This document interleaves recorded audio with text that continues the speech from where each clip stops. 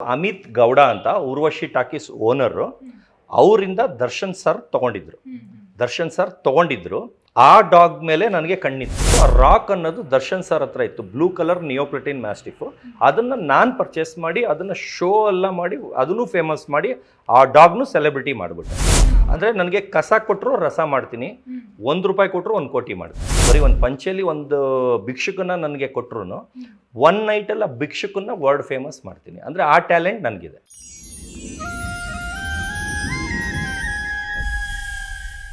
ನಮ್ಮ ಒಂದು ಕರ್ನಾಟಕದಲ್ಲಿ ಅದು ಹೀರೋಗಳಲ್ಲಿ ಡಾಗ್ ಲವರ್ಸ್ ಅಥವಾ ಅನಿಮಲ್ ಲವರ್ ಅಂತ ಬಂದರೆ ಚಾಲೆಂಜಿಂಗ್ ಸ್ಟಾರ್ ದರ್ಶನ್ ಸರ್ ಅವರು.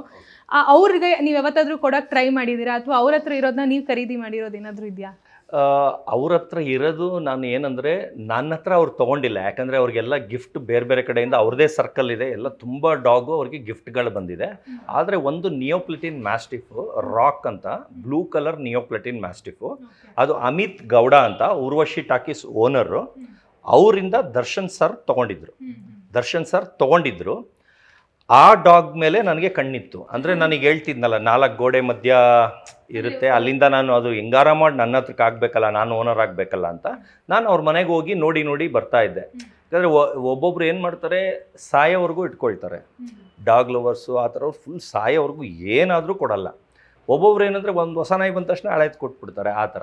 ನಾನು ಅದಕ್ಕೆ ಕಾಯ್ದು ಆ ರಾಕ್ ಅನ್ನೋದು ದರ್ಶನ್ ಸರ್ ಹತ್ರ ಇತ್ತು, ಬ್ಲೂ ಕಲರ್ ನಿಯೋಪ್ಲಟಿನ್ ಮ್ಯಾಸ್ಟಿಫು.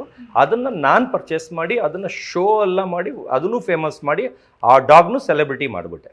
ಅಂದರೆ ನನಗೆ ಕಸ ಕೊಟ್ಟರು ರಸ ಮಾಡ್ತೀನಿ, ₹1 ಕೊಟ್ಟರು 1 ಕೋಟಿ ಮಾಡ್ತೀನಿ.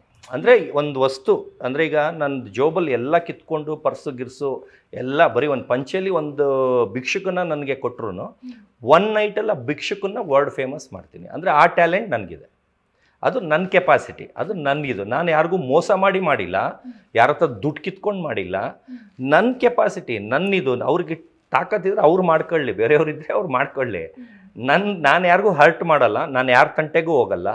ಆದರೆ ನನ್ನ ತಂಟೆಗೆ ಯಾರು ಹಿಂಗೆ ಸ್ಕ್ರ್ಯಾಚ್ ಮಾಡಿದ್ರೆ ಅವ್ರನ್ನ ತಿನ್ನೋವರೆಗೂ ಬಿಡಲ್ಲ. ಥ್ಯಾಂಕ್ ಯು ಸರ್, ಇಷ್ಟೊತ್ತವರೆಗೂ ನಿಮ್ಮ ಒಂದು ಟೈಮ್ನ ನಮಗೆ ಕೊಟ್ಟಿದ್ದಕ್ಕೆ thank you so much sir. Thank you.